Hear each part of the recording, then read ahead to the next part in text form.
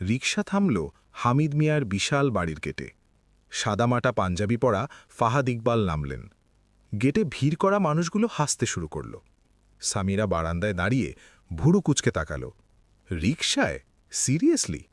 তার চাচা চিৎকার করে উঠল, হামিদ মিয়ার মেয়ে রিকশাওয়ালার বউ হবে? চলে যাও এখান থেকে। সামিরা হাত নেড়ে অপমান করে বলল, আমাদের ঘরে এভাবে কেউ আসে না। ফাহাদ কিছু না বলে ফিরে গেলেন।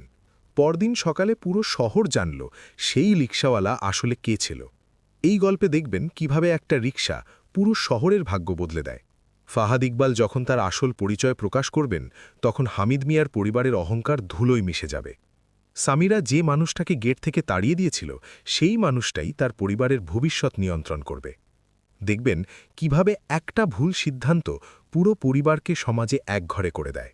ব্যবসা ধ্বংস হয়, আর সবশেষে সামিরা ডিসি অফিসে। রিকশা থামল